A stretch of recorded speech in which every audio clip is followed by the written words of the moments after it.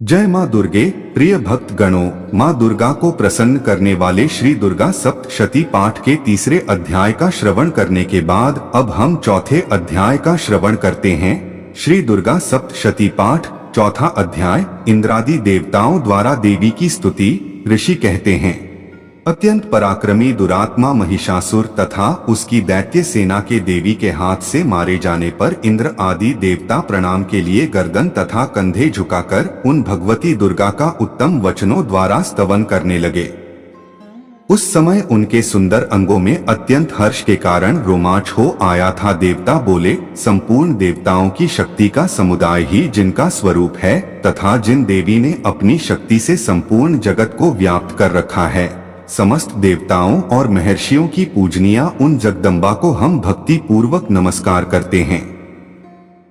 वे हम लोगों का कल्याण करें, जिनके अनुपम प्रभाव और बल का वर्णन करने में भगवान शेषनाग, ब्रह्मा जी तथा महादेव जी भी समर्थ नहीं हैं। वे भगवती चंडिका संपूर्ण जगत का पालन एवं अशुभ भय का नाश करने का विचार करें, जो पुण्यात्माओं के घरों में स्वयं ही लक्ष्मी रूप से, पापियों के यहाँ दरिद्रता रूप से, शुद्ध अंतःकरण वाले पुरुषों के हृदय में बुद्धि रूप से, सत्पुरुषों में श्रद्धा रूप से तथा कुलीन मनुष्य में लज्जा रूप से निवास करती हैं। उन आप भगवती दुर्गा को हम नमस्कार करते हैं। देवी, आप संपूर्ण विश्व का पालन कीजिए। देवी, आपके इस अचिंत्य रूप का, असुरों का नाश करने वाले भारी पराक्रम का तथा समस्त देवताओं और दैत्यों के समक्ष युद्ध में प्रकट किए हुए आपके अद्भुत चरित्रों का हम किस प्रकार वर्णन करें। आप संपूर्ण जगत की उत्पत्ति में कारण हैं। आप में सत्वगुण, रजोगुण और तमोगुण, ये तीनों गुण मौजूद हैं, तो भी दोषों के साथ आपका संसर्ग नहीं जान पड़ता। भगवान विष्णु और महादेव जी आदि देवता भी आपका पार नहीं पाते। आप ही सबका आश्रय हैं।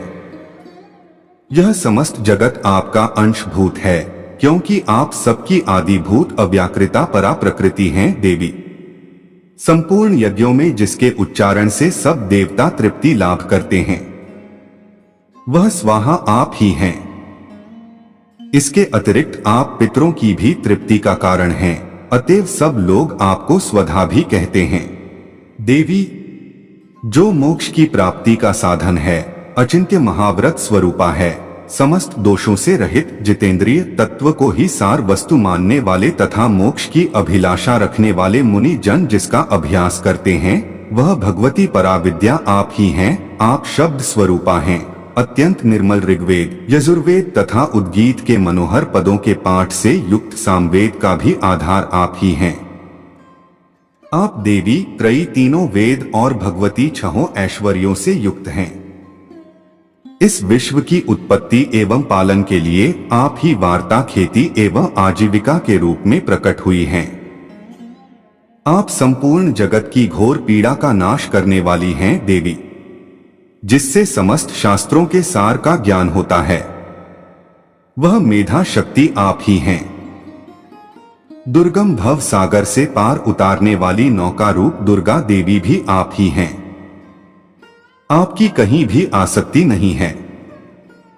कैटभ के शत्रु भगवान विष्णु के वक्षस्थल में एकमात्र निवास करने वाली भगवती लक्ष्मी तथा भगवान चंद्रशेखर द्वारा सम्मानित गौरी देवी भी आप ही हैं। आपका मुख मंद मुस्कान से सुशोभित, निर्मल पूर्ण चंद्रमा के बिंब का अनुकरण करने वाला और उत्तम सुवर्ण की मनोहर कांति से कमनीय है, तो भी उसे देखकर महिषासुर को क्रोध हुआ और सहसा उसने उस पर प्रहार कर दिया।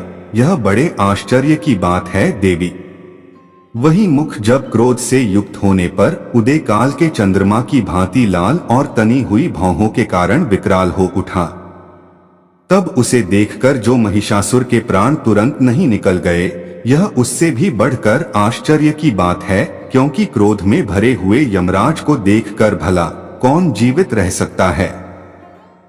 देवी, आप प्रसन्न हो। परमात्म स्वरूपा आपके प्रसन्न होने पर जगत का अभ्युदय होता है और क्रोध में भर जाने पर आप तत्काल ही कितने कुलों का सर्वनाश कर डालती हैं। यह बात अभी अनुभव में आई है। क्योंकि महिषासुर की यह विशाल सेना क्षण भर में आपके कोप से नष्ट हो गई है। सदा अभ्युदय प्रदान करने वाली आप जिन पर प्रसन्न रहती हैं, वे ही देश में सम्मानित हैं। उन्हीं को धन और यश की प्राप्ति होती है। उन्हीं का धर्म कभी शिथिल नहीं होता तथा वे ही अपने हृष्ट पुष्ट स्त्री, पुत्र और भृत्यों के साथ धन्य माने जाते हैं। देवी, आपकी ही कृपा से पुण्यात्मा पुरुष प्रतिदिन अत्यंत श्रद्धा पूर्वक सदा सब प्रकार के धर्मानुकूल कर्म करता है और उसके प्रभाव से स्वर्ग लोक में जाता है। इसलिए आप तीनों लोकों में निश्चय ही मनोवांछित फल देने वाली हैं माँ दुर्गे। आप स्मरण करने पर सब प्राणियों का भय हर लेती हैं और स्वस्थ पुरुषों द्वारा चिंतन करने पर उन्हें परम कल्याणमयी बुद्धि प्रदान करती हैं। दुख, दरिद्रता और भय हरने वाली देवी, आपके सिवा दूसरी कौन है जिसका चित्त सबका उपकार करने के लिए सदा ही दयार्द्र रहता हो। देवी, इन राक्षसों के मारने से संसार को सुख मिले तथा ये राक्षस चिरकाल तक नरक में रहने के लिए भले ही पाप करते रहे हों, इस समय संग्राम में मृत्यु को प्राप्त होकर स्वर्ग लोक में जाए। निश्चय ही यही सोचकर आप शत्रुओं का वध करती हैं। आप शत्रुओं पर शस्त्रों का प्रहार क्यों करती हैं? समस्त असुरों को दृष्टिपात मात्र से ही भस्म क्यों नहीं कर देती? इसमें एक रहस्य है। ये शत्रु भी हमारे शस्त्रों से पवित्र होकर उत्तम लोकों में जाएं, इस प्रकार उनके प्रति भी आपका विचार अत्यंत उत्तम रहता है। खड्ग के तेज पुंज की भयंकर दीप्ति से तथा आपके त्रिशूल के अग्रभाग की घनी भूत प्रभा से चौंधिया कर जो असुरों की आंखें फूट नहीं गईं, उसमें कारण यही था कि वे मनोहर रश्मियों से युक्त चंद्रमा के समान आनंद प्रदान करने वाले आपके इस सुंदर मुख का दर्शन करते थे। देवी, आपका शील दुराचारियों के बुरे बर्ताव को दूर करने वाला है। साथ ही यह रूप ऐसा है जो कभी चिंतन में भी नहीं आ सकता और जिसकी कभी दूसरों से तुलना भी नहीं हो सकती, तथा आपका बल और पराक्रम तो उन दैत्यों का भी नाश करने वाला है जो कभी देवताओं के पराक्रम को भी नष्ट कर चुके थे। इस प्रकार आपने शत्रुओं पर भी अपनी दया ही प्रकट की है। वरदायिनी देवी, आपके इस पराक्रम की किसके साथ तुलना हो सकती है तथा शत्रुओं को भय देने वाला एवं अत्यंत मनोहर ऐसा रूप भी आपके सिवा और कहाँ है? हृदय में कृपा और युद्ध में निष्ठुरता, ये दोनों बातें तीनों लोकों के भीतर केवल आप में ही देखी गई हैं। माता, आपने शत्रुओं का नाश करके इस समस्त त्रिलोकी की रक्षा की है। उन शत्रुओं को भी युद्ध भूमि में मारकर स्वर्ग लोक में पहुंचाया है तथा उन्मत्त दैत्यों से प्राप्त होने वाले हम लोगों के भय को भी दूर कर दिया है। आपको हमारा नमस्कार है। देवी, आप शूल से हमारी रक्षा करें।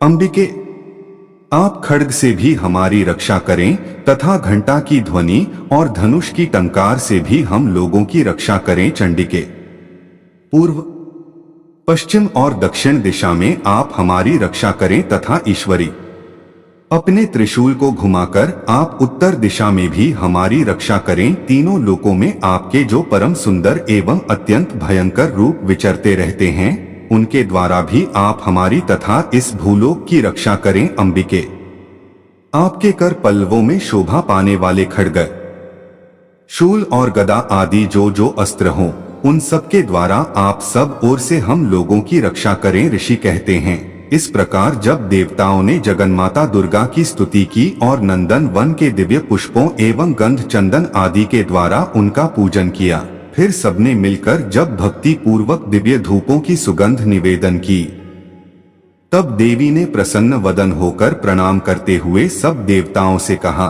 देवी बोली, देवताओं, तुम सब लोग मुझसे जिस वस्तु की अभिलाषा रखते हो उसे मांगो। देवता बोले, भगवती ने हमारी सब इच्छा पूर्ण कर दी, अब कुछ भी बाकी नहीं है क्योंकि हमारा यह शत्रु महिषासुर मारा गया।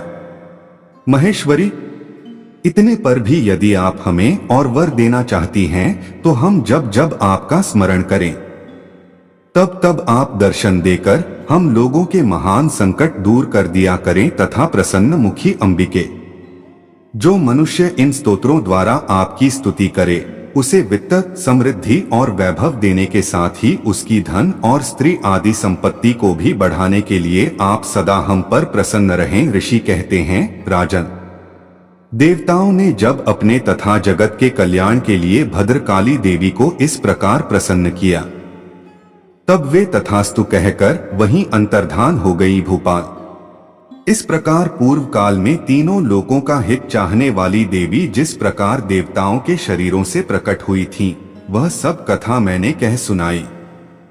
अब पुनः देवताओं का उपकार करने वाली वे देवी दुष्ट दैत्यों तथा शुंभ निशुंभ का वध करने एवं सब लोगों की रक्षा करने के लिए गौरी देवी के शरीर से जिस प्रकार प्रकट हुई थीं, वह सब प्रसंग मेरे मुंह से सुनो।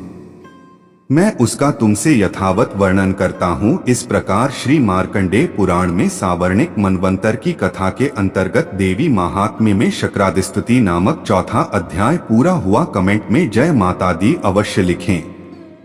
श्री दुर्गा सप्तशती पाठ के सभी अध्याय सुनने के लिए हमारे चैनल दिव्य सनातन गंगा को सब्सक्राइब करें।